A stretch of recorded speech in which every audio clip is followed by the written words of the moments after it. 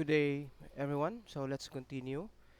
Last time I said that um, Kant gave a framework um, as to what beauty is. For Immanuel Kant, again, the judgment of pure beauty was not a matter of personal preference. It was a specific kind of intellectual pleasure with four key characteristics. Right. Number one is freedom from concepts. Second would be objectivity and universality. Um, Number three is disinterestedness or disinterest, and number four, obligatoriness. Now let's continue to this challenge, the relativist challenge: taste, class, and culture. Um, Not everyone agrees with Kant's objectivism. Move forward to the 20th century, and we encounter Joseph Margolis and his robust relativism. Margolis argued that art appreciation is characterized by aptness, partiality, and non cognitivism rather than truth, universality, and knowledge. Works of art, he claimed, are culturally emergent entities that can't be accessed through anything like simple sense perception. Different cultural perspectives bring different interpretations, and there is no privileged viewpoint from which to judge. So, for example, in the case of classic movie nga Sound of Music. I think your parents are familiar with this one. And of course another movie which is Aida. Kung imong kuanon as to taste, depende ra gyud kung kinsay ganahan ato nila. And as to worth, well, parehas ra sila, right? Uh, okay. So again, different cultural perspectives bring different interpretations, and there is no privileged viewpoint from which to judge. So this debate connects to broader social and political questions.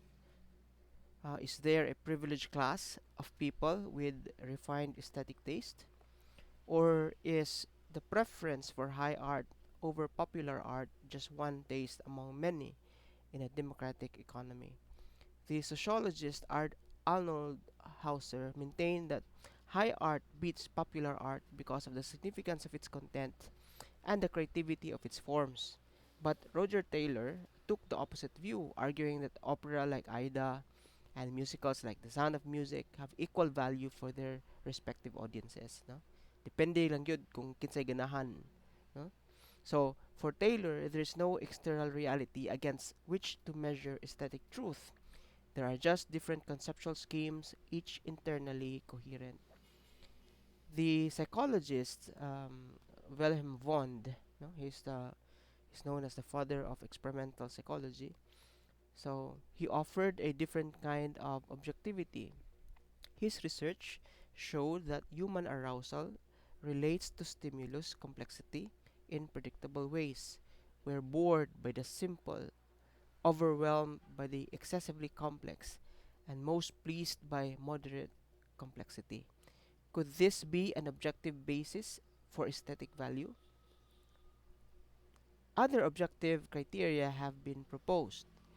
Recent studies show that facial beauty correlates with averageness and symmetry. In the 18th century, Hutcheson Francis asserted that uniformity in variety always makes an object beautiful. Beardsley, no, said, okay, he's a major 20th century theorist. He proposed three general canons: complexity, unity, and intensity. But here's the crucial question. Even if we can identify objective features that tend to please us, does that make beauty objective? Or are we just discovering patterns in how human subjects respond? The beauty might still be in the eye, even if those eyes tend to see similarly. Frank Sibley made an important contribution to this debate.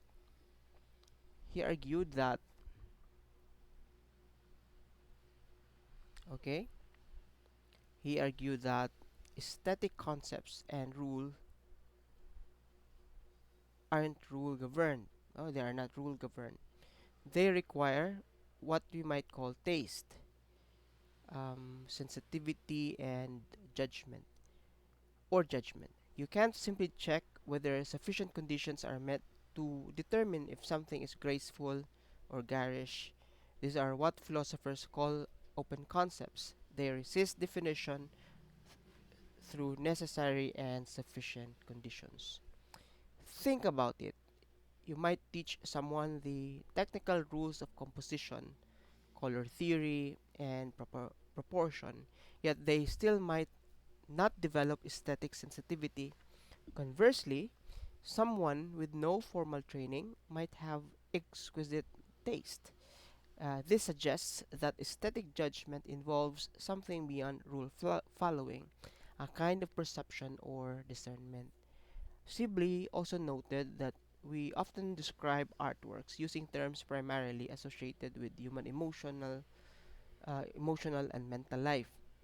Joyful, being joyful, melancholy, serene, witty, vulgar, humble. No? We are using metaphor, comparing the artwork's qualities to human behaviors and experiences.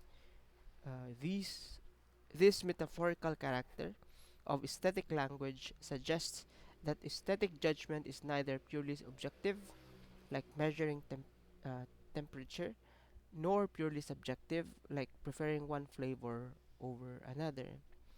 So, where does this leave us? Is beauty in the eye of the beholder? The answer seems to be it depends on what you mean. If you're asking whether beauty is entirely personal and arbitrary, most philosophers would say no. There are patterns, regularities, and shared responses. But if you're asking whether beauty can be measured like physical properties or deduced from rules, the answer is also no. Aesthetic judgment occupies a middle ground, intersubjective rather than purely subjective, requiring sensitivity and perception rather than mere calculation. No? Di gyud na siya makalculate. Perhaps the most honest answer is that beauty emerges in the encounter between beholder and beheld. It's neither entirely in the object nor entirely in the eye, but in the relationship between them. And that relationship is shaped by our shared human nature, our particular cultures, and our individual experiences and sensibilities. So, here, so the 18th century also recognized experiences that transcended simple beauty. Edmund Burke theorized about the sublime, an aesthetic or delightful horror connected to pain and threats to self preservation, experienced from a safe distance. In the 20th century, Sibley argued that aesthetic concepts as a whole are not governed by rules or sufficient conditions. Applying them requires a heightened perception he called taste, sensitivity, or judgment.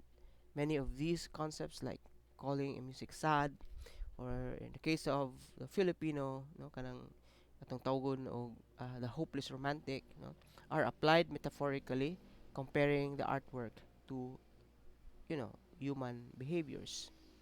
So again, going back to this, is beauty really in the eye of the beholder? No, di ba? So beauty is in the eye of the beholder.